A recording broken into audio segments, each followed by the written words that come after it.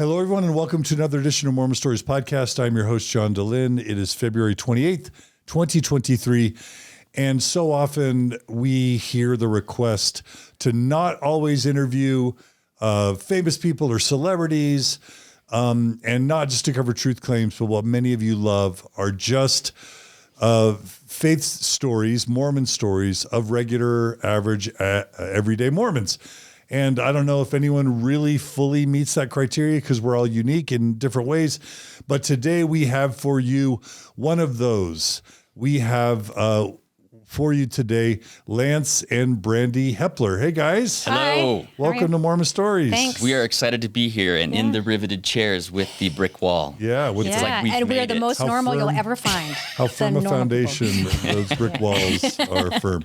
No, we are going to just be hearing how, the faith journey of an all-in Mormon family. Is that fair to say? That is fair to say. I think that's pretty fair. Yeah? Yeah, absolutely. And joining us is my partner in truth and righteousness, Margie DeLynn. Hey, Margie. Hey. Thanks for joining us. Yes. How you feeling today? I'm feeling good. Yeah? Yeah, You ready I'm for excited this? for this interview. Yeah. All right. Well, let's just dive in. There are going to be lots of themes that we talk about today. We're going to be talking about mental health. We're going to be talking about having an LGBTQ child. We're going to be talking about having a child return early from mission service. We're going to be talking about dealing with kind of an abuse cover-up in a church setting. Did I say that right? Yeah. Yeah. And we're going to be talking about, is there joy and happiness after, let's just say, Orthodox Mormonism, or is Orthodox Mormonism the only way to have a healthy, happy marriage and family? Are those some of the main things for today? I think that's hitting on the head. That's what we should talk about. Yeah. I like that. Yeah. Okay. Margie, anything you want to add before we jump in? I don't think so. Okay. All right. Well, we're going to jump in and we're going to hear Lance and Brandee Heppler's Mormon story. Where should we begin? Who wants to go first? You start with me? I think Lance is the best place to start. Okay. Yeah. And just to warn people, we're going to try something. We do long form and long form.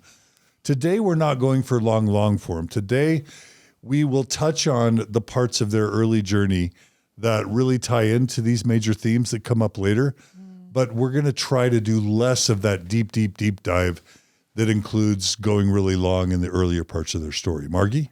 Now, one thing we could do you still want them to kind of connect with their intention for doing the interview? Yes. That's something we do. That is important to us, yeah. So let's begin with your intentions for why you're doing this. Really, our intention is to be able to share that there is still happiness after going through a faith crisis, that there is something that you can still find happiness and joy and whatnot, and that your family doesn't have to fall apart if your faith journey ends somehow. So that's important to us. And again, this is our experience. This is what we've been through. This is not everybody's experience, and I want that to kind of be clear too, that it's kind of what we've been through. So I would also just add the fact that there's good people in the church. We've had great experiences with a lot of really good people and leaders in our church. And we know that everybody's trying to do the best.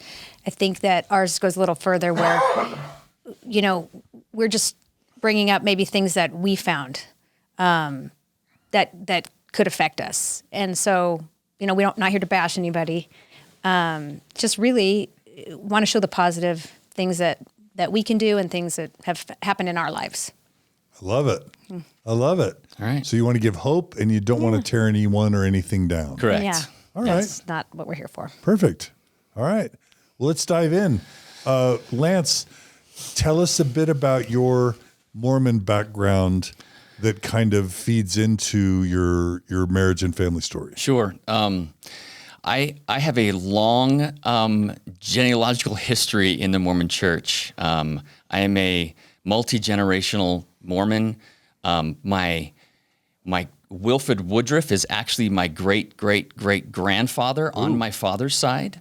He's the declaration guy, right? He that ended polygamy. He is that right? That is correct. Yeah. And so we have a lot. I have pioneer heritage on both sides, my mother's side and my father's side. So just knowing that we came from a very orthodox place. My family has been, my family, my parents, I have 5 sisters and a younger brother, and we all were raised very orthodox and very tight and loving, and that was the way for our family to be together forever and to have some joy and happiness with our family. So where were you guys kind of in your growing up years? Let's see. I was actually born in Canada because my father's Canadian. My mother was from American Fork. So they met at BYU. Ooh. Yep. In the 60s? Do you know? In the 50s? 50s. Okay. My father was a ski instructor and my mom took the class. There was skiing in the 50s? There was skiing in the 50s. What? Yes. Like Sundance or? I don't know You where don't know. it was, but that's how they met is, instructor and student. And we ended up getting married. My father was a dentist and lived in Edmonton and in Vancouver, British Columbia. So they were in Canada for a long time, but So they settled in Canada. they settled in Canada, but then because my mother was from American Fork and had an American passport, she was able to, they moved to the States when I was 6 years old. So we moved to the Portland, Oregon area Okay. when in the early 70s when I was very young. So brought the whole family with us. That was Danny Ainge years. That was- And Danny Ainge was from Oregon. correct. Yes. Did you ever make that connection as an athlete? Yeah, he's a few years older than Yeah, of me, course. Yeah. us. Yeah. But there was a good connection. He's a big connection in Boston as well. You probably have some connection there as well. But, And he played for the Toronto Blue Jays. and he played for the Blue Jays. So he's That's got a right. Canadian connection too. Yeah. I'm so random sometimes. Please forgive me, everyone. Squirrel. But we're back. I can appreciate that. But so we spent a lot of time there in Oregon. Our family we grew up there. I had a great experience actually growing up. I'm the 5th and I'm the 6th of 7 kids, and so I was the forgotten one. That's funny to say that, but by the time the 6th kid comes around, Kind of middle child kind of stuff. yeah. You kind of take care of yourself a little bit. But I had, a great experience growing up. My parents were very active. My father was in the stake presidency for a while. My mother was a stay-at-home mom, and so she took care of us. And it was. Did y'all do all the things? Scripture study, prayer, fam home evening. You bet. Yeah. Yeah. We tried as much as any Orthodox family does. So it's hard to keep those things very good. But yes, there was scripture study and family home evening, and my parents actually taught parenting classes to other young Mormon couples on how to raise a good family. So the family theme was very important. Just in Mormonism or outside of Mormonism? Mostly in too? Mormonism. Okay. Yeah. So right. he would do firesides and whatnot. So And did your family have all the hallmarks of Mormon orthodoxy, not drinking coffee and tea and tobacco and alcohol? and all that? absolutely. Yeah. What about our movies and stuff like that? Yes, we didn't watch our movies being young, but I guess that kind of fades when you're Yeah. finding your way in as a teenager. But yeah, but yes, we grew up very Orthodox. So And in terms of your siblings, you had 5 older siblings or 5 4 older sisters. siblings? One was actually a Lamanite sister from the Lamanite Indian Placement Program from Canada. So she is like a foster sister, but we consider her a sister because she lived with us for most of our life. So so 5 older sisters and one younger brother. Did your older siblings go to BYU's? Yes, everybody spent some time in Utah, I believe. I think 3 of them have degrees from Utah. From BYU. Yeah, from BYU. Oh, okay. So, yeah. So, Okay. yeah, everybody went to BYU. Me and I went to BYU, and my younger brother went for a little bit, but he ended up getting a degree somewhere else. But yes.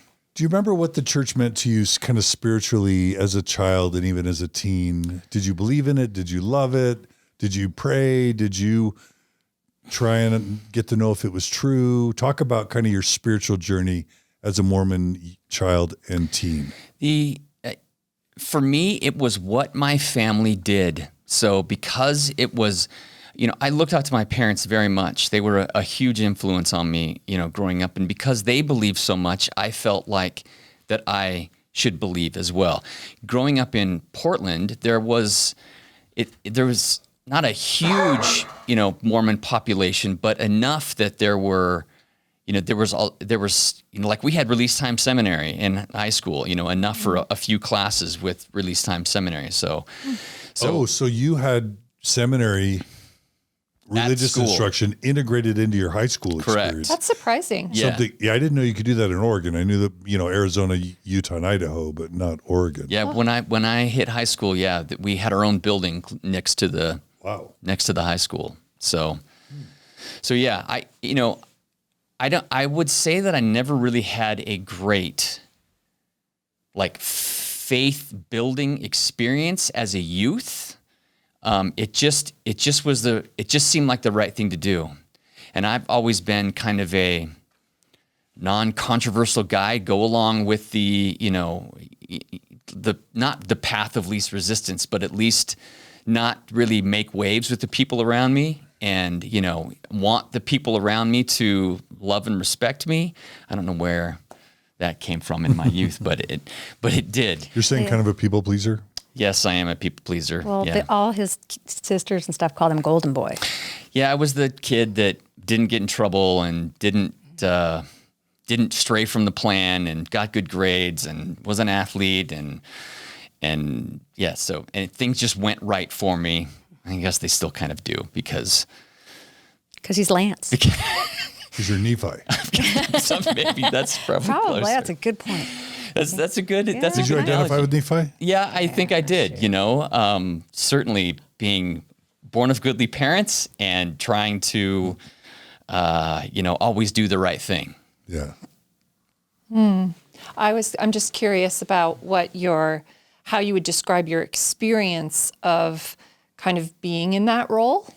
I think for some, they're in that role and it can feel incredibly stressful. For others, it can feel like they have a split self. They have a self that emerges that they show people. Or how would you describe your personal experience of holding that role within your family?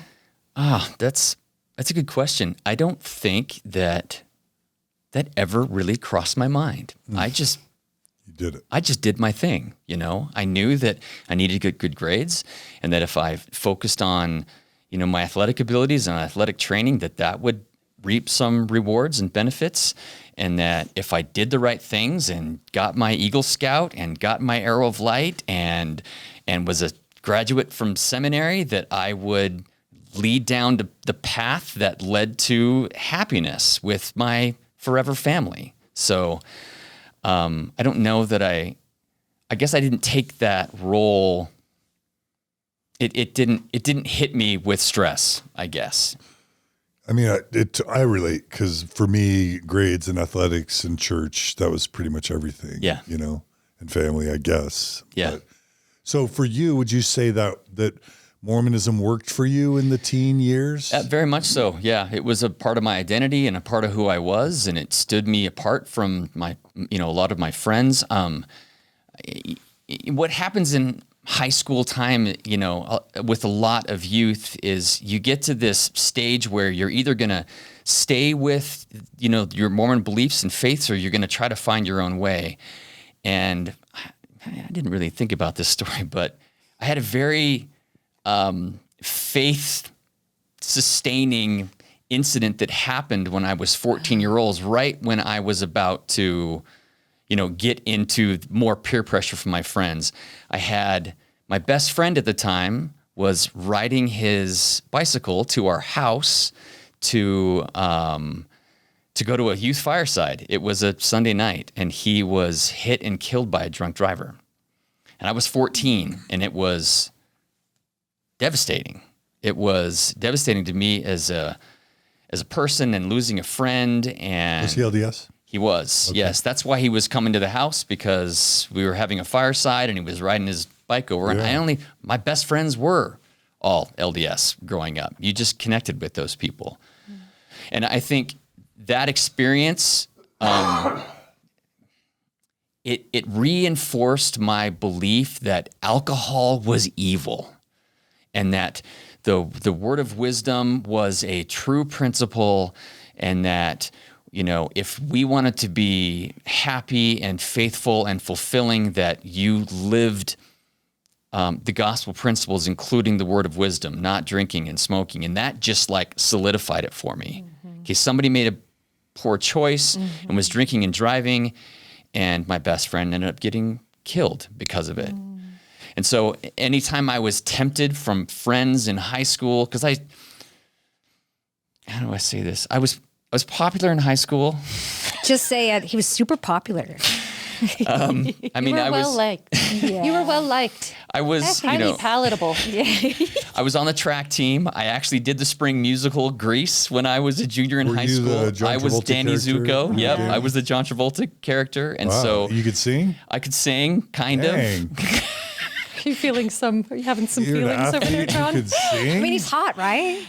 and hot. Very attractive. Well, that's not for me to judge. Do Well, you feel I'm like telling it's you, something? he you is. can. Yeah, I mean, right? How, are you feeling that way Yeah, too, I mean, Margie? who's Or not do you wanna- feeling this, right? Yeah, so I had several different peer groups. You know, my athletic peer groups, my Mormon peer groups, my theater peer groups. You know, so there was pressure from those other groups sometimes to go to parties or drink, and I had no desire to do any of that because of my faith-building experiences, losing my friend, not wanting to be involved with alcohol, thinking that living the gospel and living the Word of Wisdome would lead you to happiness. So for you, there wasn't a lot of that high school temptation to kind of do the bad things because of that experience. Yes, I made that decision when I was 14, and so I didn't have to make it through the rest of my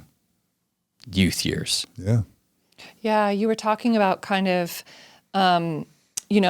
the loss of your friend, cementing this idea of, substances being evil versus good. And did you find it also cemented this idea of safety versus danger? Like, Yes. There's danger in those things. So the way to be safe is to stay away from those Yes, things. absolutely. And there was always some judgment on my part, people who did that. You are taking a huge risk with not only your health and your spirituality, but your potential happiness.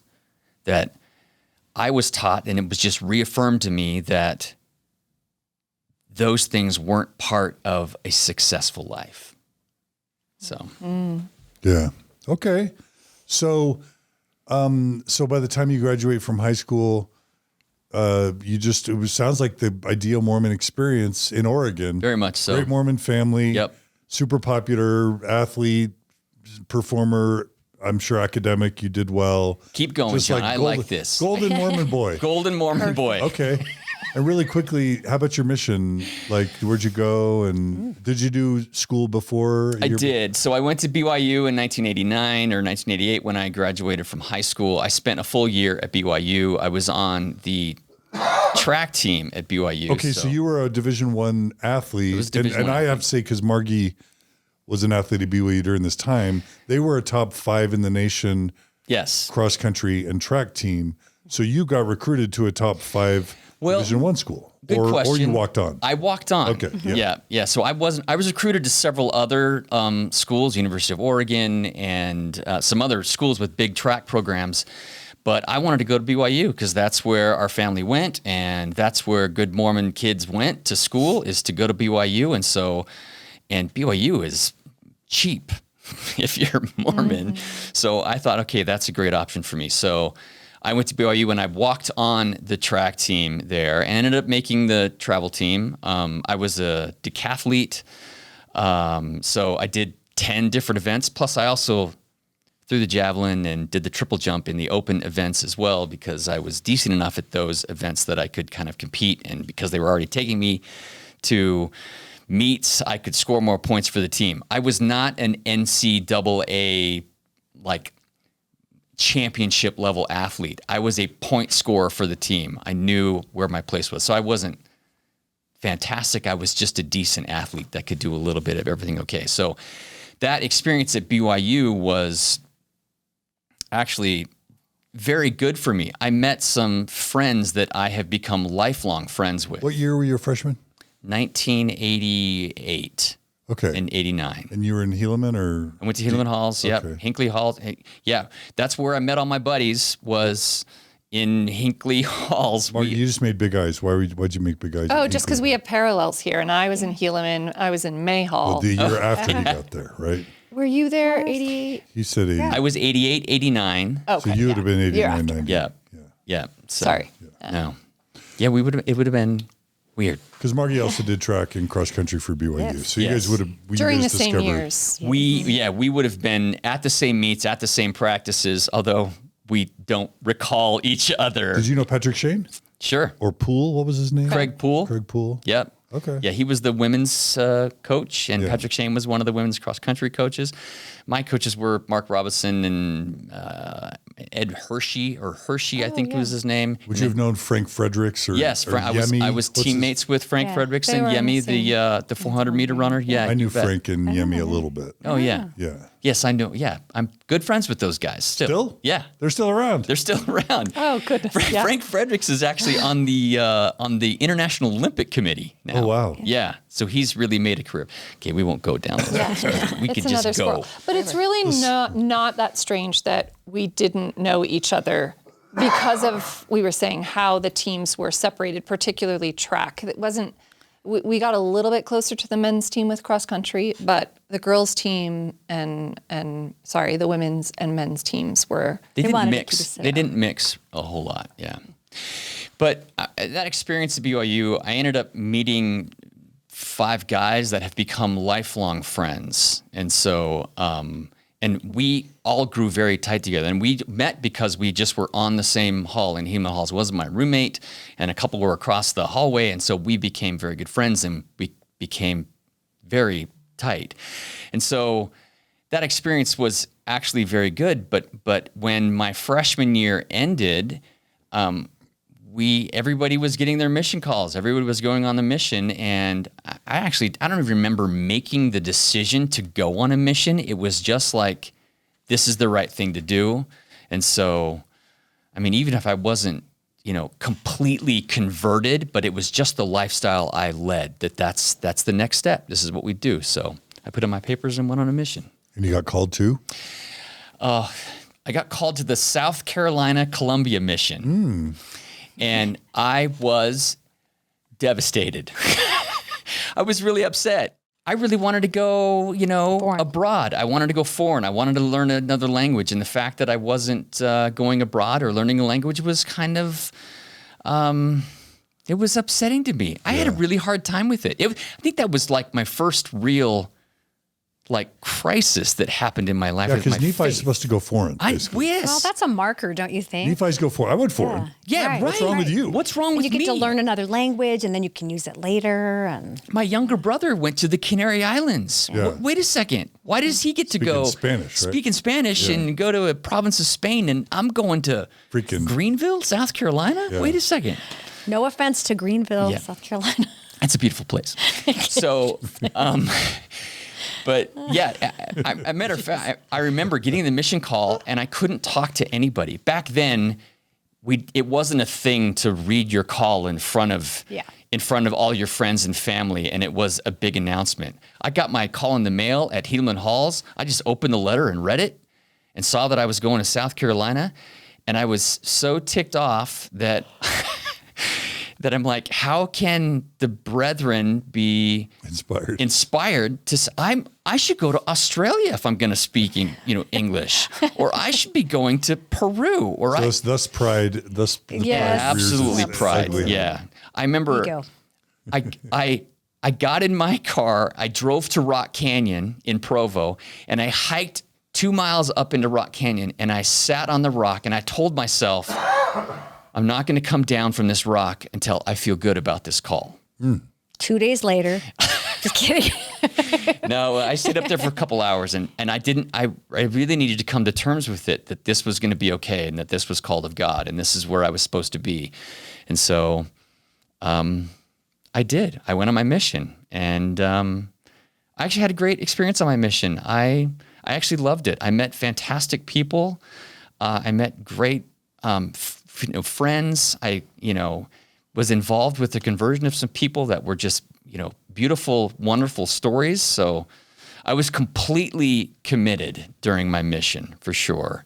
And I would say that that's really where my conversion, my personal faith really, kind of developed, was during that time on my mission. The MTC was a very immersive experience. And once going through that like faith trial of, okay, it doesn't matter where you're called, it's all called of God. So I need to accept the fact that I'm going to South Carolina and it's going to be okay. And then once I got there, I just jumped in with both feet and was like fully immersed and fully committed. Yeah.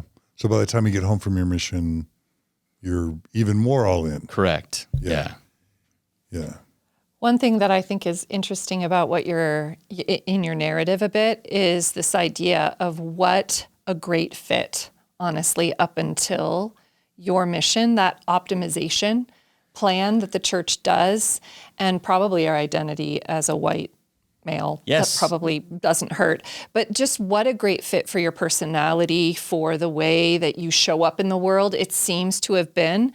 But you did notice in your experience a moment where your situation wasn't optimal, where that moment where it was like, wait, hello, I should be going to, Right. like you said, those other places, that it did kind of register in your brain in that moment of like, hey, What's not lining what's up? going on? Yeah. Yeah. For sure. Okay. So did you come back to BYU? I did. Came back to BYU.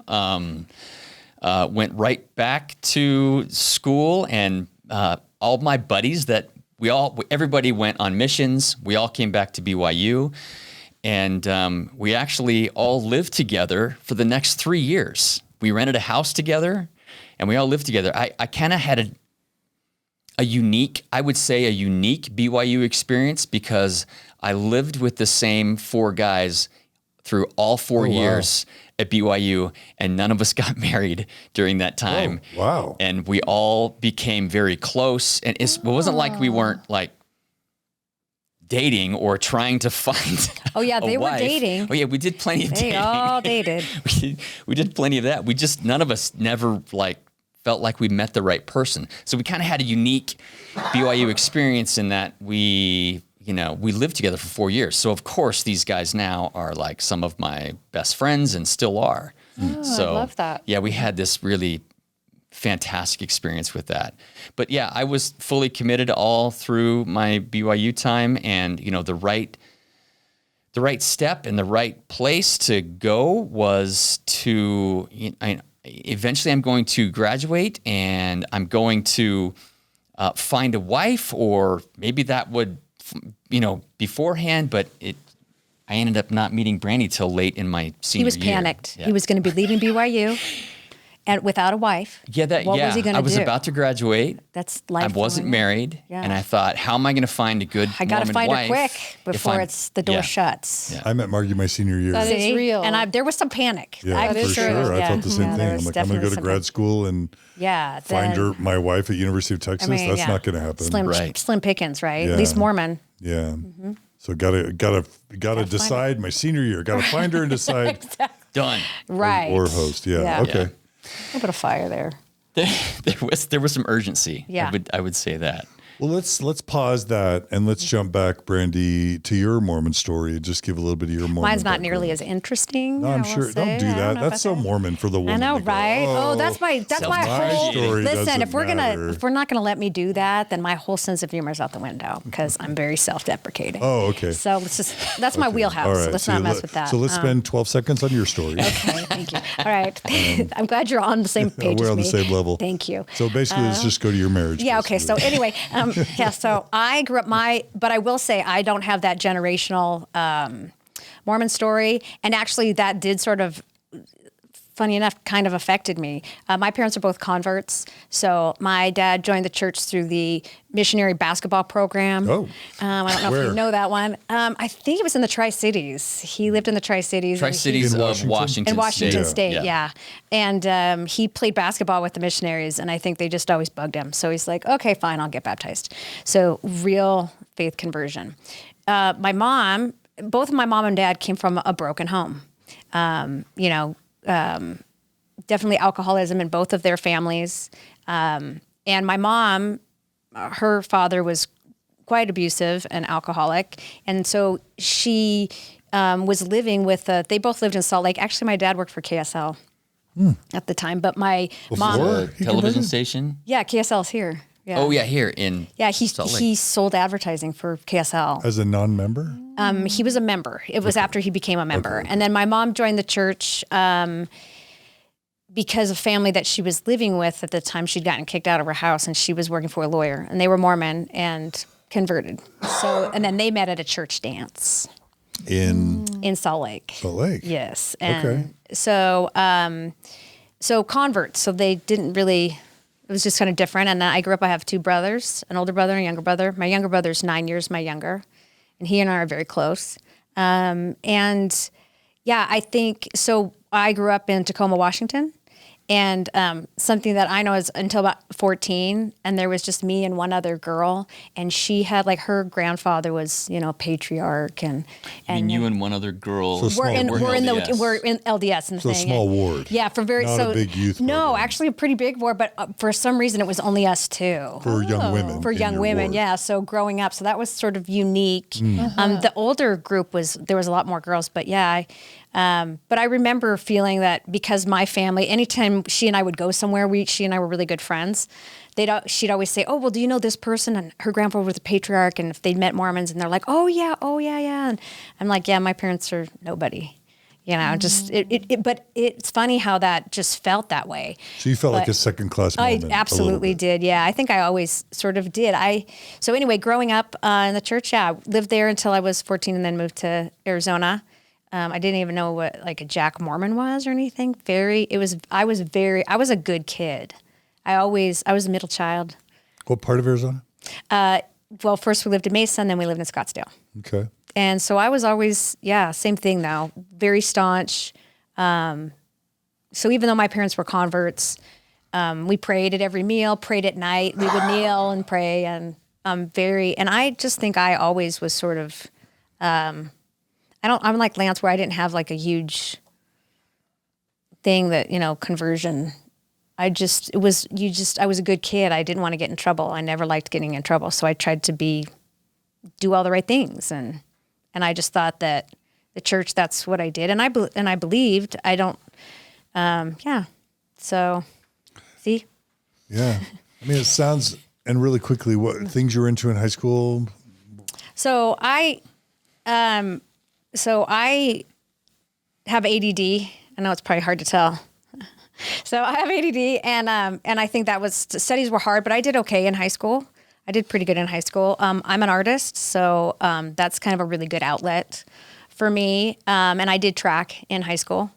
So, my parents weren't super, they weren't super hands-on.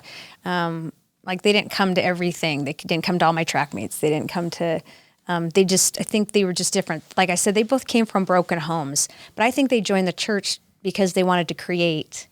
They kind of, even my dad said, he's like, I don't know if I believe the church is true, but I know it's the best thing out there. That those results, and the same thing with like the Word of Wisdome. I saw how alcoholism and different addictions really could destroy a family. And so I had no interest in doing those things. And I thought those things were safe. It's safe. That's my safety bubble too, so I just thought those things. So that was high school. I think that in high school, so I always had friends that, because Tacoma was small, even in Arizona, a lot of my friends were not members.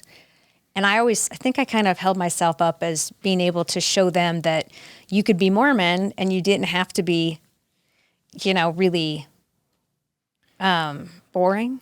Molly Mormon. Yeah, I think is the term. kind of. And so I would meet people and they'd be like, "What? You're Mormon? Wait, really?" I mean, I didn't swear, but I always kind of felt that I was this, I was a gateway Mormon, right? Like I could make them look like it was still okay. And it was, and I don't know why, I just felt like, I also didn't think I had to stay in my group. I don't think I ever stayed, like I dated non-Mormons. My parents weren't that strict about that kind of thing. You have this very engaging, loving personality and attitude that I would think just you draw people into you. And I think that's probably a lot of what happened in high school is I was not popular. Let's just be honest. People wanted to be around you. I don't think that's true, but thank you. I was not Lance. I was not super popular. I was really talkative. I was only popular in my own mind. Right? That's what I've created. I think I was the big nerd. But no, I think, yeah, I was just more, I mean, I had my group of friends, but I didn't have like a really good girlfriend. I was kind of, I think I've always been outside the box. I think even in church. So I've always been sort of an extrovert, but even with, I never got church callings. I think I was always sort of viewed as being loud and rowdy. And I think that always bothered me, as I think church people always had this misconception. And I think it was hard for me because I felt that I was very spiritual. But I also think I had a conflict with that where I felt like that God didn't like me as much because, so I would pray and things, and I just felt like I didn't fit in necessarily. So I don't know if that's ever, I don't. That's such an important layer. And I was going to ask you, on some level, do you remember, let's just talk about young women's and some of that messaging and kind of some of that conditioning. Do you remember some of the beliefs or expectations? You've kind of already talked a little bit about it and saying that you felt like you didn't fit. But do you remember the messaging and how it felt to you? And if beliefs about yourself developed then, what you kind of believed about yourself? Yeah, actually, it's kind of funny. I remember when we moved from Tacoma to Arizona, I was 15 and a half. It was almost time to start dating, and I'd gone to a church dance, and I think there was a couple boys that were interested in me. And then we went to girls' camp, and I was close with the girls in my ward, but I remember I was a bit feisty. And I remember walking past some girls and they started laughing at this girls' camp. And I didn't know them. And I turned around and I approached them. I said, "Why are you laughing at me? What are you laughing about?" And they said, "Oh, we've heard all about you." And I said, "What do you mean you've heard all about me?" And I said, "Well, we know that you had to move from Tacoma to Arizona because you were pregnant." And I said, "What? I mean, I'd never had sex." I was like, "What are you talking about?" And I said, "Who told you that?" And they said, so I went through the camp and tracked down the girls that said it, took them to and it was actually the sister of some boy that had liked me. I didn't know much. And I was like, "Really?" And I said, "Did you say this about me?" And she said, "Yeah." And so I went to the camp director and I said, we brought the girls there and I said, "These girls are spreading terrible rumors about me. And this is what they said." And she said, she chastised them but they stayed at camp and I stayed at camp. And I remember feeling like, really, so, there was always strange rumors and I feel like the leaders would kind of say that they would want to be there for you, but really even the messaging was, I feel like if you weren't in this box, if you weren't this way, that you were not as close to the Lord as you should be. That was sort of disappointing, I think. But I always felt like I could earn God's love a little bit back for me. Well, I love your self-advocacy in that story. Yeah. And I am just noticing, this sense of not feeling a particular sense of belonging, particularly it sounds like around other girls or women. Did you feel kind of that, a little bit of a singled outness or an otheredness in either the way you show up in the world or your personality? I think that's definitely me. It's taken me a long time to even get really good girlfriends. And I think Only 30 years of therapy. yeah, just look at me coming through. But it's not necessarily all their fault. But I do think that I know that I'll tell you this, I was always called into young women's. I don't think I had a calling As an adult. Yeah. I was always in young women's. And in a way, I think that was good because I think that I always connected.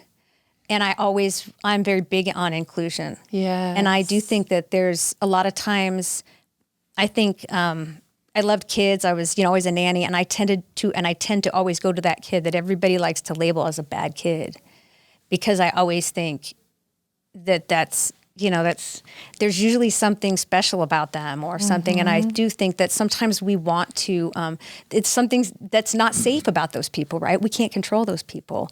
And I think I'm probably those person. I think I always questioned the status quo, even though I really believed in the church and was staying down that line. I think I always questioned. I remember we had a mixed race couple in my ward when I was growing up. And when they had made the announcement about the priesthood, and I asked my mom, because, this couple was great and I loved this guy, and I was like, wait, the Black people couldn't have the priesthood? And my mom's like, yeah. And I said, why? I had no idea. I was 10. And she's like, well, and she told me the cane thing, and I went, oh. And I remember just feeling like, that doesn't sound right. But I was like, oh, okay, must be the way things are supposed to be. Okay. And just sort of like, all right. And I think I always sort of questioned certain things, but then I would just be like, okay, it must be the way that it's supposed to be. And then just move along. I do think for women, it's quite easy to be identified as a threat within the church. So I've definitely, I have always felt that way. And like I said, I grew up in my house, in my family. My dad was sort of like very much like, you could be your own person and everything, but then was the other side of it was, don't talk a lot. Don't, men don't like girls that are tough. Mouthy. feisty. Wow. The mouthy thing. As you I've say. heard I'm channeling, let's just say, older men that I knew growing up. Well, right. Right. Those aren't my words. That's And I don't think it's that different. right. I'm not going to lie. Right. Yeah. So it's always in the back of my mind. It's always kind of know your place, woman.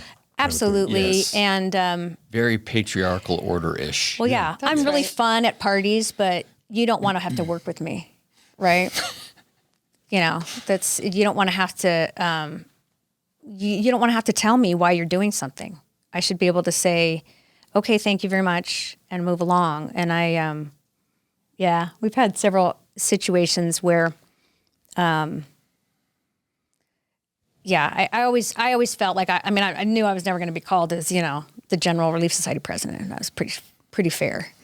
And I knew that I wasn't because of just who I was. And so you also question, I questioned, why did God make me this way? Yeah.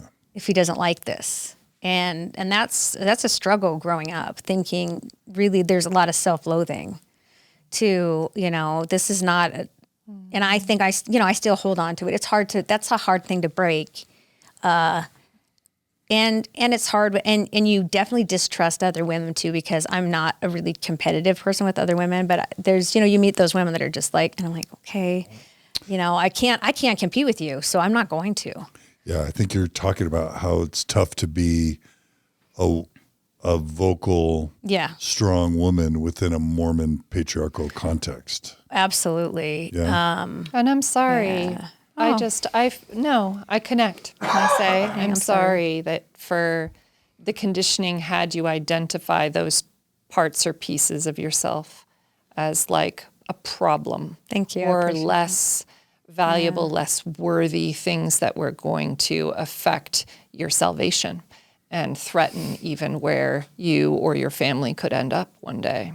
Thank you. I appreciate that. And I'm sorry for you too. I do think that I would assume that a lot of the women, I don't know of a lot of women, especially in the church, that have a lot of confidence about that. And I do think that affected just even that I was always working towards,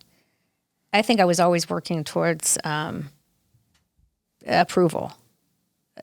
Not necessarily even approval with other people, but with God and my status that I thought I was with him. Because we do teach, the church definitely would teach, you're a child of God and you're royalty and all this. But then again, I honestly felt that if I was a certain way, and I just wasn't that way. And but first you have to love, honor, and sustain your husband.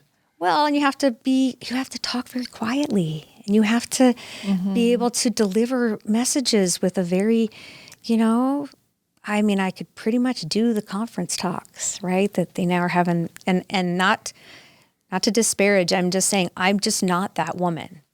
I'm not that soft-spoken. My tone isn't even very good. Which is such an interesting contrast between the two of you. Because Lance, I think we've got such a great fit.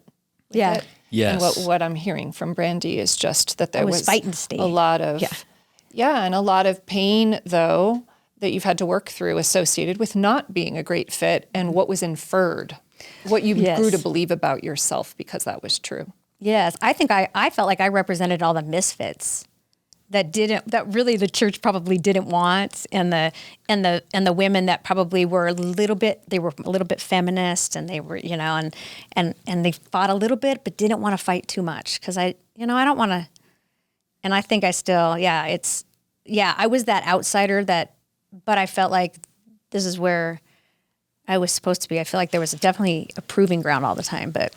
So in some ways you were a champion for misfits in Mormonism. I do think like so. One.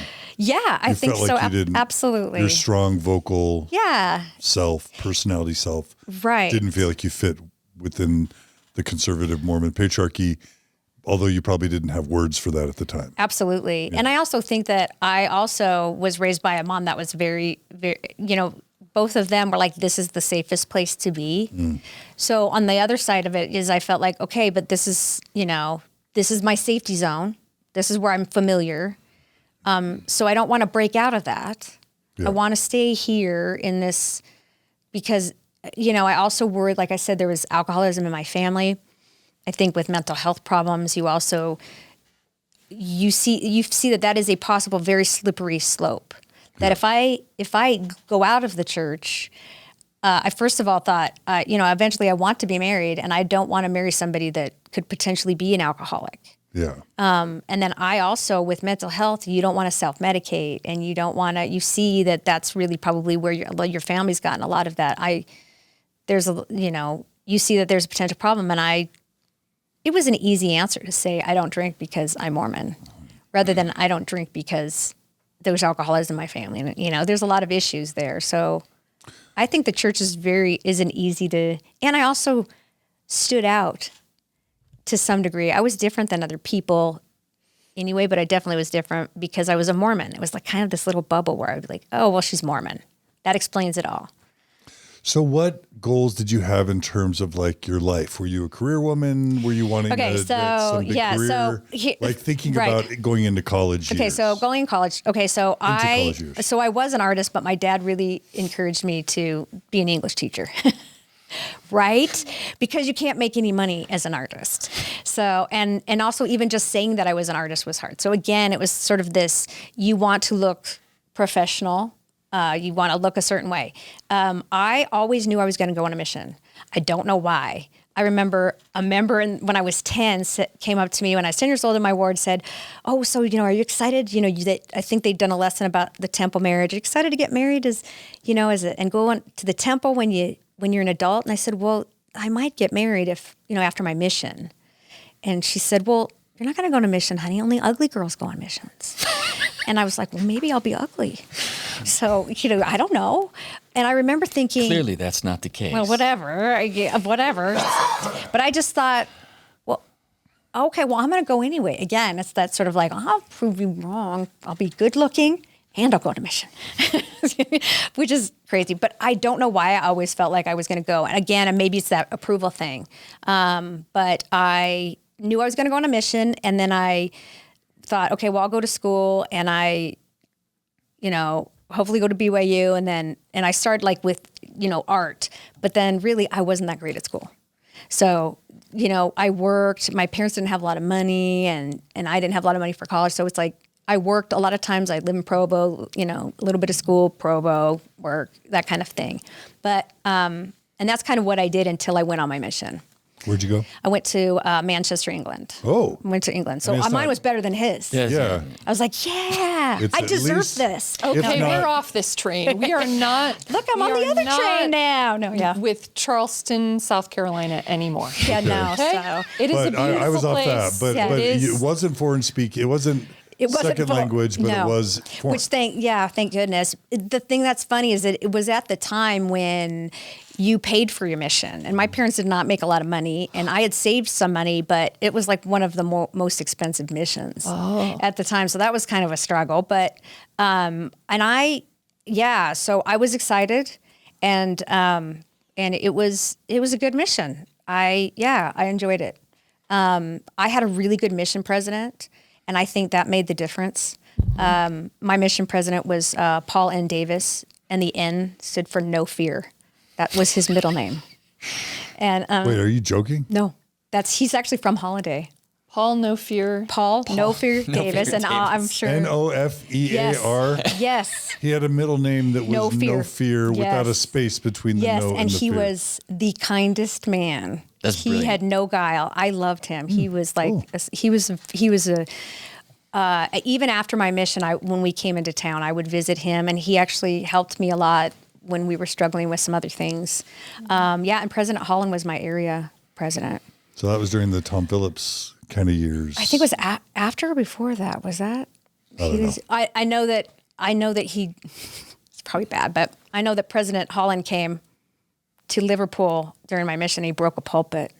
What? Yeah. All right, tell that story.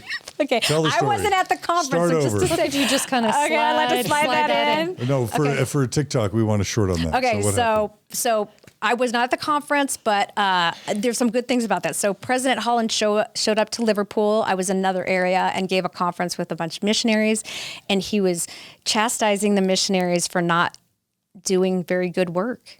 And he Meaning said, not getting enough baptisms? I or- guess, yeah, that's how, well, we know numbers, right? And he said that they weren't worth like a teaspoon of camel spit. Is that, there's a quote. He said that? Yeah, and then he slammed on the pulpit and broke the pulpit at the Liverpool Chapel. What the And sweet, loving, kind over Holland? yeah. So Broke a pulpit calling I'm so the sorry, missionaries President lower than camel Holland. spit? What? Yeah, I'm so sorry. I'm telling the story.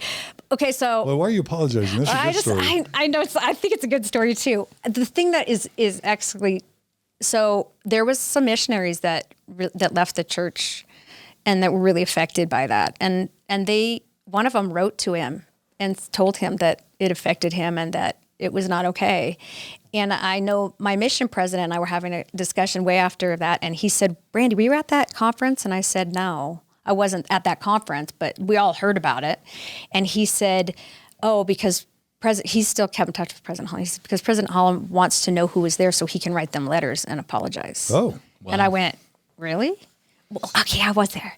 No, I said, really? And he said, yeah, he wants to personally write an apology. So Mormon apostles can apologize. They can't apologize. And that's exactly what I'm thinking. I'm like, well, they can apologize. And I also thought, only on certain only if they call, subjects. say you're not worth camel spit. Was he an apostle at the time, or was he just Yeah. a general authority? No, he was just an area president at the time. Okay, so maybe But it's, he was this a is non-apostle. later. But no, he was an apostle when he wanted to write apologized. when he wanted to write the So letters. Elder Oaks, it looks like Oh, your to junior, you, sir. your junior apostle is setting an example for you. Elder Oaks. Absolutely. Absolutely. And so he told me that, and I said I wasn't there, but I really appreciated the fact that he was willing to write letters personally to missionaries that were affected by that. So that's just a side note. Cool. Well, So- good for you, Elder so yeah. Holland. Way to So yeah. way to make amends.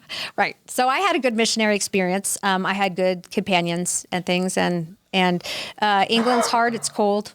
It's but the people were really great. But I also didn't love. I think since coming, I mean, I remember people would ask me about polygamy and things, and a lot of the answers that I came up with, you know, now I feel sort of bad about the answers I gave because I don't think they were true answers. And that's sort of disappointing, I think. But at the time, it was the truth that you had accepted at the time. Right, yeah, absolutely. So you felt like you were saying and doing the right thing. Yeah, but I don't think I ever, like Lance, I actually had a really hard time with prayer, personal prayer, because I don't think that I ever felt that there was anybody on the other side. I didn't really get big answers. So when people ask you about polygamy on your mission, what would you say? I was told in the MTC, because I asked about it, and I was told in the MTC that it was because a lot of the, the members and stuff, they were getting persecuted. So a lot of the men were getting killed, and the women, had farms and they couldn't own farmland because they were women. So they would marry they would marry the men so that they could keep the property and take care of the farms. That's what you told people. That's what I told people, because that's what I was told. And that made sense to me. And you found out since that what? That is absolutely not true. That actually, even the men that were polygamists, it was mostly the leaders, and that Joseph Smith was marrying, even people who were already married. Yeah. And this has been a long process. I think actually listening to Mormon stories and then doing a lot of my own research. Really finding out even, the way that Joseph Smith was asking people to marry him was very much disturbing to me. So you feel bad that you were kind of miseducated Absolutely. About polygamy, because then you passed it on to other people. Right. And even, I feel like I remember being at somebody's door and we were talking about Joseph Smith as two sister missionaries, and this lady said to me, she said, "How do you know Joseph Smith didn't see, the devil?" And kind of was arguing with us. And I remember that part, and I said, "No." And I kind of stood up for Joseph Smith, and then she slammed the door on our faces. And I remember taking that part a little bit to heart, where I thought, that's a good question. Because, he'd had this experience prior to it that we read, but then finding out that there was so many more versions of Joseph Smith's first vision and how late they came out. Those were things that, that I didn't know about. And I honestly thought there was just one story. And I always believed that the Book of Mormon was true, because I thought, how could he come up with that so quickly? How could, he was 14. How did he write this? And then you realize that it was quite a few years before it actually was. Yeah. So I felt bad that I was sort of also perpetrating this. This is the only place that you can find happiness. But that's because you believe that. I did believe it. I do believe that. I did believe it. Yeah, I did. But I'm just going to say, thinking about both of your stories, Brandee, for you, the church is just perfect for young adults who come from troubled backgrounds, who need order and structure and community and morality and spirituality. Oh, absolutely, yeah. It's like the church was a godsend to your family. Yeah. Yeah. And probably me too, keeping me on the straight and narrow. Yeah. And it felt safe. I felt like, I would look at the people that were married and their families, and I thought, that's the family I know I want to have. And there was a lot of them in a small space where I could see they're teaching the things that I think are great. And that's a safeguard. That's the family I want. And I didn't see that a lot of other places for me. And so I felt like there's the proof in the pudding, right? There's proof right there that this works. I mean, this is a really key theme, that you need the church to be happy. The truth is, the church can often be a place where families find happiness. And I think that applies to you too, Lance. Yes. It sounds like you had this awesome, typical Mormon family that South Park simultaneously makes fun of, Right. but also kind of honors and celebrates. Right. The Mormon church can do family really well. Yes. Can. Yes. I said can. Yes. Marty's making faces. I said can. Well, I think that you kind of hit it on the head, though. they can create really good families from the outside looking in. If you fit, That's the thing. and if you fit into their mold of Yeah. what a you have a family is. Yeah. Which most families will fit into that mold for a small period of time. Yeah. And I think that's it, is we're getting little snippets of this. And honestly, even for us, it worked to look for a while. This looks good. And then there comes a point when it doesn't look good. Now what do you do? Yeah, when it falls apart. Yeah. And the church is sort of taught that there's safeguards in that. But the thing is that those safeguards really, it's kind of like this little facade, and on the edges, We'll get there. it starts to fall off. Those, like, what does it look like though? This brings up another like decent point. It's like the basis of the gospel and of the church is to teach you how to be a good human being, how to be a good person, how to love and accept and help others to love and accept. This is the way I was raised. This is what I thought I was learning. And so to me, my thought was, okay, the path of happiness is being a part of the church and loving your family and being a part of your family and not necessarily, and that's what taught me my morality. That's what taught me, I hope, to be a good person and to care about other people and to serve other people and to love other people. It was because of the influence of the church, not just because serving others and loving others is something a good human being should just do.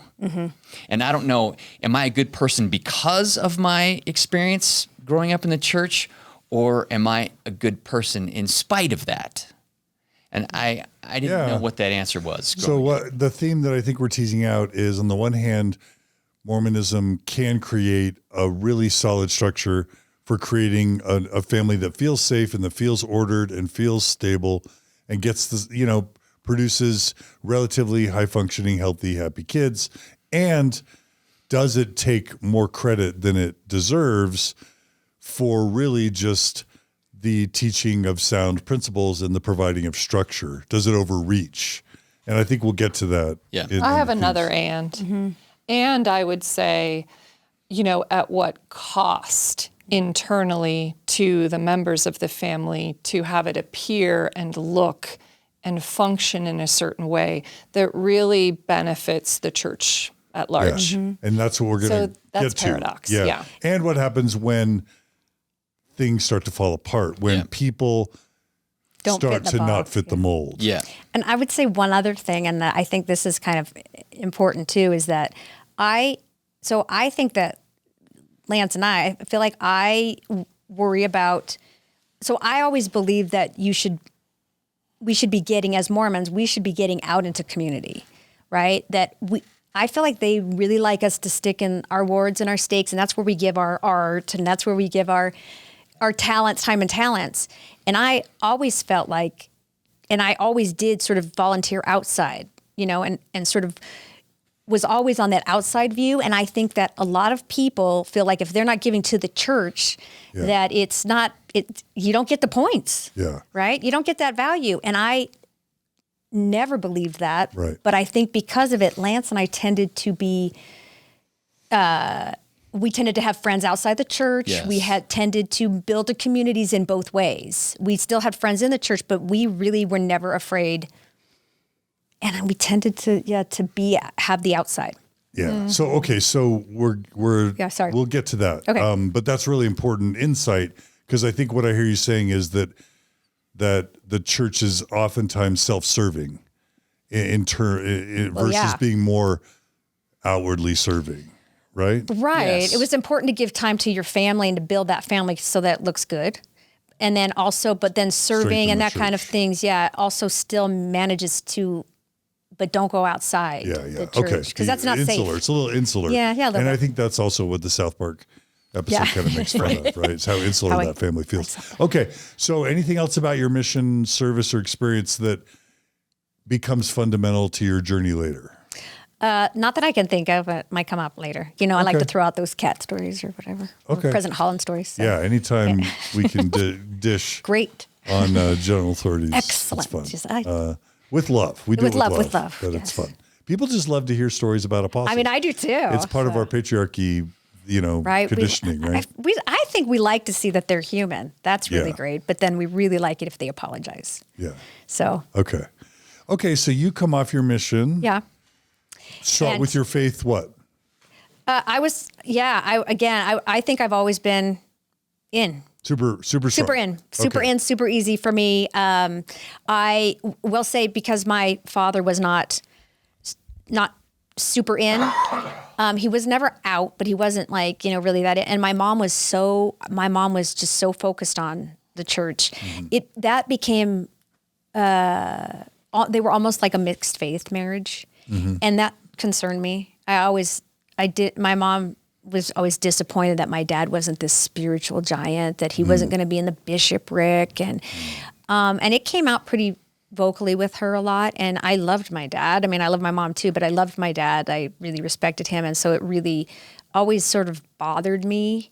And I always wanted to make sure I didn't have that kind of a relationship. So I think it was important for me to find somebody that I was going to marry in the church. And so I know people are different places in their faith journey. And I always felt it was unfair that if you're in this spot and you meet somebody and you get married and you progress in the church and maybe they don't, and then you're constantly bummed about them, it wasn't really fair. I feel like if you start at a certain place in your faith journey, you kind of need to accept exactly where somebody is. But because of that, I think when I was dating, I knew that I wanted to marry somebody that was probably in the same place as me, but I was never big on the patriarchy. And if he was going to tell me to be quiet, that probably wasn't going to work out. Okay. That's probably not going to be my thing. Okay. So So who got home from their mission first? Brandy's Probably actually me. I'm older. She's 2 years older than me, actually. Okay. So Okay. So you get off your mission. You were waiting Yeah. a few years. Yeah, and I actually then- was living in Portland at the time. we didn't even So, meet in yeah. Utah. That's right. Yeah, Okay. Not at school. So. Oh, okay. So, all right. So is there anything important about those years between? No, getting I off mean, your I was just, mission in Portland? I mean, not really. No, I just think I was going along the same line. Okay. No. So you make it to Portland thinking what about your? So it was hard to date in Provo. Again, people would ask me who my parents were, make sure that I was married From to a good, material. upstanding family. Yeah, to see you weren't a Young or a Smith or a Right. I wasn't. So I was dating way below where I should be. I felt like I should be dating, but yet they were, I wasn't good enough for them. And so dating in Provo was hard. I'm not going to lie. I didn't like it. And then just even, I would go home for a few months and then that wouldn't work out. So I'd go back to Provo and then, but at the time I was living in Portland and I was working for a department store. I arrested shoplifters. Fun. So it was really Undercover arrested Yeah, I really shoplifters. enjoyed that. Yeah. I enjoyed it. But yeah, so I was working and, going to Institute. And I actually, a lot of times though, I would go to family wards as opposed to single wards because I did not like the pressure to get married. Okay. I felt like I would go and they would give these talks and I would go home crying saying, it's not like I'm not trying. I want to find somebody, but I don't. So that disturbed me. That was, some other rhetoric that I didn't like. But yeah, so I was living in Portland and then I met Perfect and Keep going. Golden Boy. Yeah. And we met and we dated long distance and I don't know. And that's it. So then we got married. That was easy. So what year did you get married? 94. 1994. Yeah. Okay. Temple marriage? Yep, we got Yeah? married in the Oh, Portland yeah. Temple. Yeah, we met because I had decided to become a dentist. And so I was applying to dental schools and I was from Portland and I wanted to go to Oregon Health Sciences University to dental school. And so me and a buddy had, one of my college buddies, we were both going to go to dental school together. And we were doing our interview in Portland at the same time. And we were there. It was a Friday night. They wanted me to hook 'em up with some girls. We wanted to find some girls. Wait, to be clear, some Mormon girls. Yes, we want. Yeah, yes. apparently. So we wanted to Apparently. find some Mormon girls. Yes. Because you can find other girls anywhere, right? That's just. So my buddy had dated Brandee the previous summer, and he's like, "Hey, I know this girl. She can hook us up with some of her was a Mormon pimp, friends." apparently. Yeah. So we went and knocked on her That door. might not be the current modern term. I mean, right. I'm just saying, right. You were a resource. I was a resource. That's a good one. Yes, a resource. Excellent. Yeah, so that's how we met. We went and knocked on her door in Portland at like midnight. It was really late. And Andy's like, hey, can you hook us up with some of your friends? And I saw Brandee, and I'm like, That friend. no, this one. Whatever. You need to hook me up with this one. And so that's how we met. So we met, and then they left. We met in October. I was still going to BYU. I still had my senior track season to do, and I still had some classes to finish. She was living in Portland. There was no internet, so we wrote letters. Yeah, we wrote letters and phone calls. And I visited him. Yeah. I was old school. But yeah, we met in October, and we're married by June. So that's the short version of that story. Because those were some letters you wrote. I am a very, very powerful pen. There was a telephone, you know. That was when you had to pay for it too. And let me tell you, That's right. Long distance was. We Long did. distance was expensive. Back Yeah, it was not. And I was paying my own bill, so I didn't need. Yeah. So you're married in summer of 94. 94. Portland Temple. Yeah. Okay. In the Portland Temple. Yeah. Yeah. And again, fully committed. I was super attracted that she was a returned missionary and was faithful in the gospel, and that was very important to me, and that she would fit into my life plan that I had set out for myself, where, you know, we could get married and have kids and raise them in the church and go right down the path of happiness that would, you know, that I was taught would lead me to happiness. And if you had to summarize, each of you can do your own version of this, but I literally mean in like 20 seconds, think about from your marriage to your death, what would be the milestones in your mind that you were going to hit? You go first. Maybe Lance, you go first, and then Brandee. Yeah, it was get married in the temple. It was have children, as many as you can right away, raise those children in the gospel. Hopefully they go on missions, and then they go to BYU because that's where good Mormon kids go, is to BYU.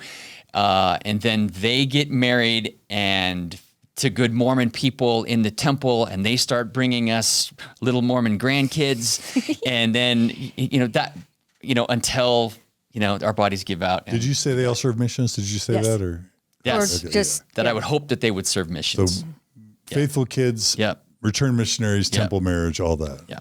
Okay. And then after all your kids were raised and, they were taking care of their kids, you would do what in your senior years? That we would eventually go on senior missions Senior ourselves missions, and serve the church, that way after I had retired. And if you were rich enough and wealthy enough, you would get called what? mission president. To a mission president or as, Or general authority. or a general authority. Right? Come on. Okay, I gotta That's all of our say, mine was dreams. just about the That's a same, dream. except for The the general interviewer authority. is I know. leading. The Yeah, interviewer is yeah, leading. Come on, man.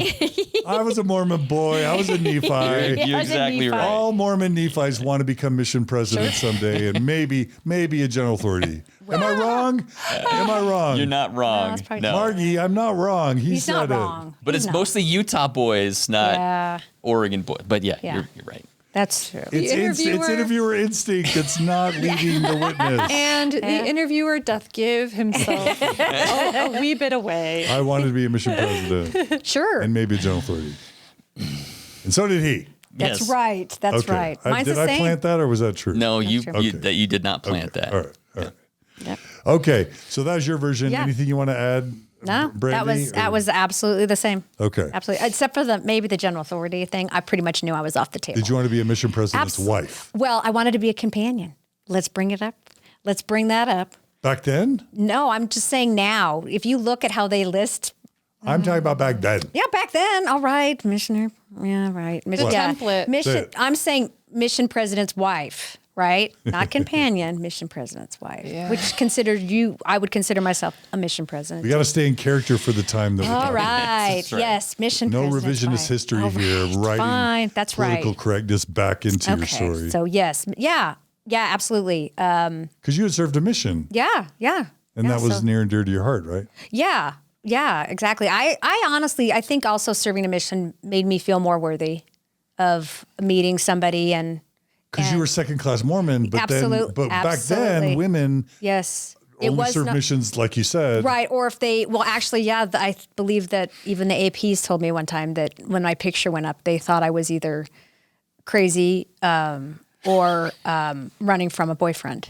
Because you were Because I was on a, yeah, because I she guess. was good looking. Too good looking for Which is ridiculous because there was a lot of This is really good-looking not- women on my mission. Okay, but, Margie, this yeah. is offensive, but this is a reality. super offensive. Oh. Back in the The 80s told me that. back in the 80s and 90s. Responding just to the Yeah, and what do you say? And I said, well, I'm crazy. So thank you very much. Because and for those right. who have never been Yes. Mormon, Margie, you got to remember, there's a bunch of people who never been Mormon. Yeah. Back in the 70s and 80s, women were not encouraged to go on missions. That's right. Men were encouraged to go on missions. Women were encouraged to get married as young as possible and start having kids as young as possible. And the only women, stereotypically, who ended up on missions, the perception was that they were ones who couldn't find husbands. Correct. Right. And I will also go a little further and say that even when you served on your mission, on my mission, there were two kinds of missionaries, sisters. There were flirts, or they're the ones that were mean, or they, the witches. And 3 guesses which one I was. Not a flirt. And the thing is that changed a little bit, but it was even hard to be a sister because I do feel like it changed a little bit as on my mission, but I didn't feel like I could be friends with any of these missionaries if I wanted to be taken seriously. If I was going to be a worker, maybe, and that's not, and I have to say that may not have been every sister's experience. That was my personal experience. So just to cover that, I'm sure there's probably people like, no way, but my experience was definitely like that. So we were speaking in kind of jest around this idea of the template and the formula of success, like within Mormonism, but really for you to, like, how strong was that? Like, how strongly did it live in you, this possibility, this future, and your drive to kind of have? Drew, I think it drives everything. Yeah, it was huge for me. I'm a very driven, organized, goal-oriented person, and so You probably had a Franklin planner. I am. Yes, more than one. Yeah. Of course, I had a Franklin planner. 3. So I'm very goal-oriented, and so if the point was to, go to dental school and start my own dental practice and have that be very successful, and then marry the good Mormon wife, and then raise good Mormon children, and that was a big. He was a driving resume force. builder. I think these are resumes. Yes. Right. Yeah, kind of These are- value and worthiness builders too, right? Absolutely. Yeah, you're building your resume. What's gonna all the value points, right? Yeah. So Okay. So I didn't have a Franklin planner, just so you know. You're an artist. You missed out. Exactly. Artists don't have Franklin planners. That's right. They're spontaneous. We're real crazy. Yeah. Yeah. We're all over the place. Okay. We marry a Franklin planner so that he Right. can keep us organized. He's the organizer. You're the creative. right. You're the creative. one. That's right. right. I'm right side of my brain. Let me deal with the details. You just Brain, right brain. make friends. Which has been a really good marriage, but that's true. But yes. Yeah. Okay. So you got married, and I don't know how fast we want to go through just you having kids, and I mean tying this into your faith journeys. You had 3 kids. What do you want to say about your marriage years as it ties into your faith story? I mean, I don't know how, we did not discuss this, but I don't know about sex positive, how you want to talk about that. Just about, even when, before we got married, he had me read this paper about his philosophies on sex. Oh. Yeah. Now it's getting good, right? Just saying. Like your personal. Yeah, well, I mean, I wrote a paper for some family class, some family living class that I took at BYU that they make you take. I wrote some paper, and I guess, I don't even remember it, but Yeah, I do. I wrote a paper about what my philosophies on sex were, and apparently I gave it to Brandee before we got married. Oh, yeah. It was before I got married. He wanted to make sure I was on the same page, Oh, okay. which I was. you wanted to make sure you were sex positive? Yeah. that, yeah, like- pretty much. Yeah, absolutely. Like sex would be an important part of our relationship, and that she wouldn't use sex As a weapon. as a weapon, or as a withholding sex as a punishment. But I mean, you or- can see that's where his concerns were. I mean, like that is, probably having seen that could be problematic. I don't know that from his family, but I'm just saying, I think that's, this could go left really quickly. yeah. I mean, But I'm on the just one hand, it's saying- really important. On the other hand, it's like I got expectations. I got. I don't think I that's got how needs. I don't think that's how I read it. And I don't think, I just think that, I think from starting I was impressed with the fact that he was open to talk about it. Yeah. And I think that was something that was very different from the other men that I had dated.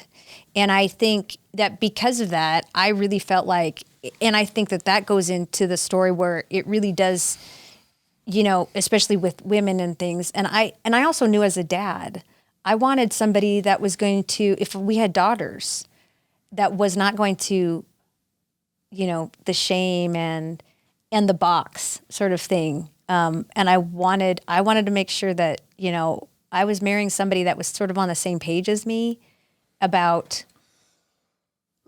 women. I didn't want to have somebody that was going to, so that was the hard thing is, you want to be married in the church and you want to have this great, like life, but I saw a little bit of the other side, where I knew the family I wanted to have, but I knew that there were some pitfalls on the other side. So I wanted to make sure who I did marry didn't have those same, it didn't go left really quick. And so like assessing risk, is that what you're saying? Yeah, exactly. So I think that there were some things, so I feel like early on, there were some things that told me that Lance was going to be a little bit more open to good conversations, that he was going to be a good dad that wasn't maybe going to judge too harshly, and was going to be a little bit more workable. I could work with this. And I think that is also sort of telling. So you wanted flexibility. A little bit. I didn't want somebody that was going to go off the rails and become an alcoholic, but I did want somebody that was going to understand me. And also, if we had children, that would be more of a truly loving person, a non-judgmental person that wasn't going to expect I was going to be, or that our kids were going to be a certain way. And if they weren't that way, that he would shun them. And I think that, I think we were, I liked that he had other friends, that he had really good Mormon friends. I loved his buddies, but I also loved that he...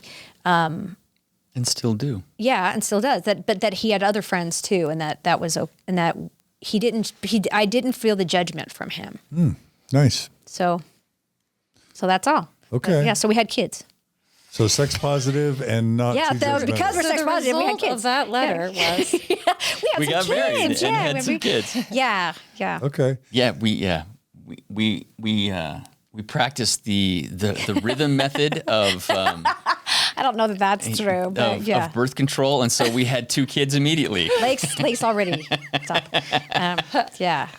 So we had kids, and then Yes, we got married in 1994, right as I was finished at BYU, and then started dental school right away. And so in Portland. In Portland, okay. yep, at OHSU, and we were. We lived in downtown Portland for 4 years while we were there, and we had 2 kids while we were in dental school. That's intense, right? Yes, it was a lot. Yeah. Yeah, and I was working, and then we also did some other stuff. So I was working too. It was kind of during that time that I kind of developed this idea that I was only really good at juggling 3 balls at once, and I mean. The balls that I was juggling was my family and my faith or church and my work or athletics. And it was during this time in dental school where I realized, okay, I can do 3 things well. I can be a good dad and be a good husband and be a good father and do all the things there that makes those people feel loved and connected to me. I can focus on my work and, my schooling and what it's going to take for me to be successful in my, secular life.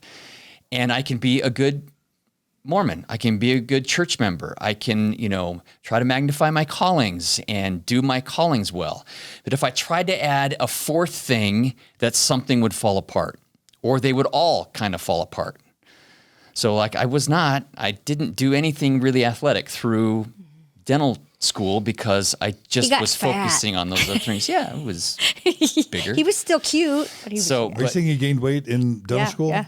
Okay. Yeah. But he still looked good. But I'm just saying. Yeah. But it was hard for him. Well, the juggle, right? That I would imagine that juggle is real, right? Yes. Yeah. I mean, I just couldn't do 4 things really well, but 3 I could keep on top of. And so, it was a balancing act of what I can do and what I can't do. Yeah, that makes sense. And that kind of came to me while I was in dental school, because dental school was it was 120 hours a week of, Wow. Either work or class or lab or study or test taking. It was, those were hard years. And we were newly married, and we just had kids, and we were managing an apartment complex so that we could have free rent because I was trying to pay for the whole thing. And she was working at night. It was just, they were hard years to get through. But is it, I hear it's a thing that Mormons create a lot of dentists and orthodontists. Is that a thing? You bet. There's a lot of Mormon dentists, a lot of Mormon chiropractors, a lot. I think it has to do with lifestyle. It's a very orthodontist too, right? Yes, orthodontist too. It's a very family friendly profession because you generally don't have to travel a lot if you're a dentist or orthodontist or a chiropractor. You have a local practice in the community. You can run your own business. You can make it a decent living, and you can still be there every night. Don't call it a decent living. That's insulting me. I'm trying not to brag. No, especially if you're going to have a lot of kids. Yes. And you want to retire early to be a mission president or whatever. Yes. Well, you want to make a good living. You want to make a good living. Yes. Well, you want a good lifestyle. Yeah. You want to be able to travel. And you're home every night. You're really not traveling that much. And so you don't miss the kids' soccer games and plays and recitals, and you can be a good father too. So it's the same concept that the church kind of teaches, this family focus. It fits that lifestyle. It just fits in well with it. That's right. I've never had someone really explain that before, and that is really valuable. Makes sense. Yeah. Yeah. It was. We had a lot of Mormon friends in dental school. Of course, yeah. Our class of. There were 70 students in my dental class, and 20 of them were LDS. Yeah, I was going to say that's disproportionate representation. Yes, right? it is. And I've heard that in dental and orthodontist schools nationwide. Yep. However, if you want to really put a point on it, we were at a wedding one time when there was 2 full. There's a dental school buddy had a wedding, and we were at the Mormon table. No, there was a whole table of all Mormon dentists and a whole table of non-Mormon dentists, and we were sitting at the non-Mormon ones. We were sitting at the non-Mormon because they were the funnier ones, and they were fun. Are you flexing now? No, I'm just saying. I feel like because we weren't really I don't know that we were fitting in. I don't know. That's not true. We did fit in. We were awesome. I'm just kidding. No, but it's just funny that it's but there was a whole. That was there was a lot of Mormon people. Yeah. We still get along with all those people. We're still friends. we're still friends with all them. Yeah. Okay. So dentistry, kids, young family. Yeah. And did you guys end up did you do all the Mormon things as a Mormon family? Yes. Did you try to? Yeah. We tried to have, family home and evening and better when they were little. I tried a little bit more, but definitely scripture study or family prayer. We still, did all those things. Yeah. Callings. Yeah. A lot of callings. Yeah. I was, like I said, I was just about always in Young Women's. I was not the president though. I was always a counselor or a teacher. Which is fun.